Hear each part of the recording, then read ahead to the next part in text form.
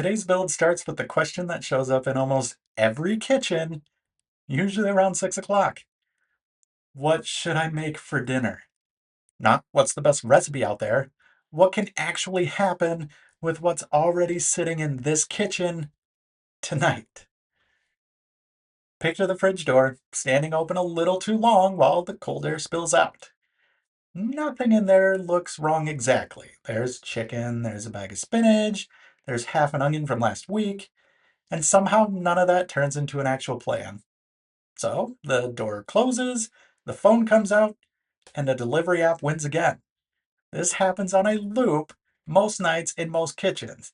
It's not because the fridge is empty, it's because turning ingredients into a decision takes more effort than ordering takeout.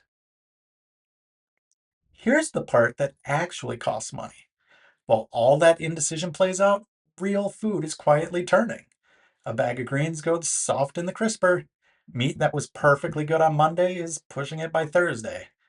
None of that shows up anywhere. There's no light that blinks, no notification, nothing nudging anyone to use it before it's gone. So the freshest stuff in the house consistently loses out to whatever shows up in 30 minutes, which is exactly backwards. And there are already tools built for this exact moment. Type a handful of ingredients and it hands back a stack of recipes that technically match. It has no idea the spinach is 2 days away from the compost bin. It has no idea what got cooked last night. So it can't warn about waste or repeats. Go up a tier, and there are full meal planning apps, pantry tracking, a weekly calendar, a monthly subscription. Helpful on paper, but they're still pulling suggestions from a database built for millions of people, not from this one specific kitchen tonight. So skip the App Store entirely. The actual move here is just describing the real problem out loud in plain language, the same way anyone would explain it to a friend standing in the kitchen with them. No wish list of features, just the real shape of what's needed. That's the shift this whole series keeps coming back to. Describe it clearly, and AI can build toward it directly without translating the ask into a feature list first. The actual instruction given to AI was pretty short. Look at what's really sitting in the kitchen right now.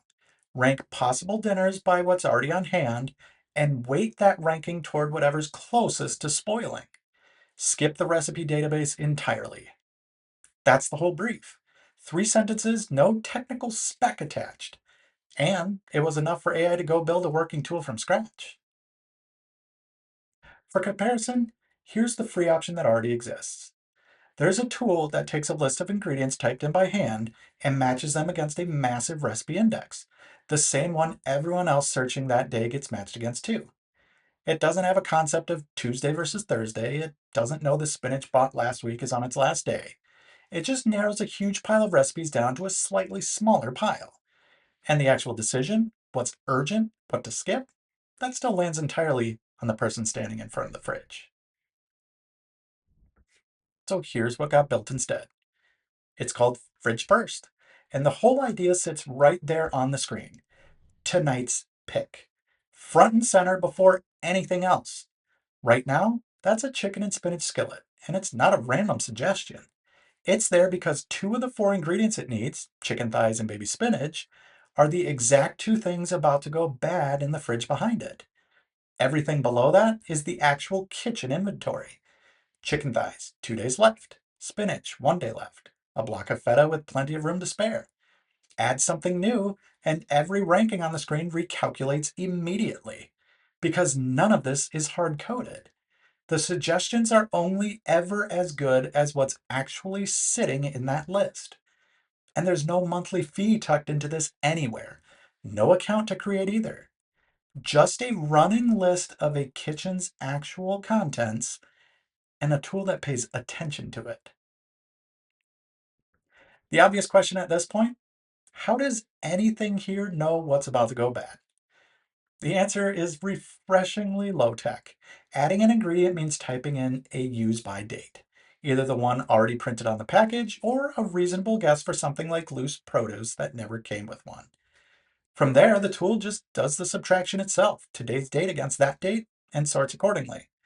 There's no camera involved, there's no barcode scan, there's nothing synced to a grocery account. Someone still has to type it in. The tool's only job is doing the math correctly once it's there. Scroll past the top pick, and the rest of the options are ranked using the same straightforward logic. How much of each recipe is already sitting in the kitchen, weighted by urgency? Most of them come back as a full match. One doesn't. A chicken tortilla soup shows up short one ingredient, chicken broth. And instead of quietly pretending that gap isn't there, the card just says so. Somehow, the most trustworthy thing on the whole screen is the recipe it can't fully make. Something worth saying clearly.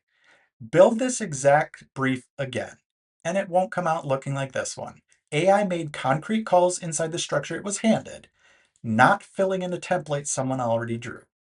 Different fridge, different priorities, different result every time. And that's actually the point. The version that gets built ends up shaped around how one particular person actually thinks about their own kitchen, not a layout some designer guessed would work for everyone.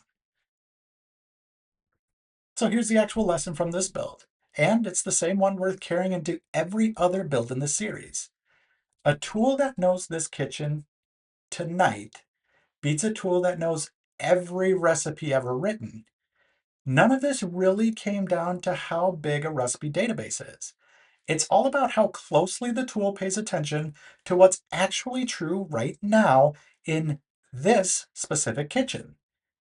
Wilting spinach and a use by date on milk carton matter more than a database of millions of dishes nobody in this house is cooking tonight.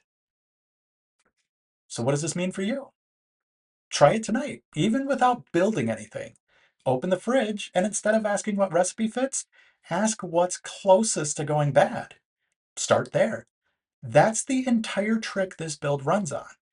And if having a tool do that ranking automatically sounds useful, describing this exact kitchen problem to AI plainly is a completely reasonable weekend project. There's new builds going up every week here on Making AI Build. So subscribing means the next one's going to show up for you automatically. And if there's a problem worth describing to AI, eauclaireai.com is a fine place to start poking around. Thanks for watching, and we'll see you in the next one.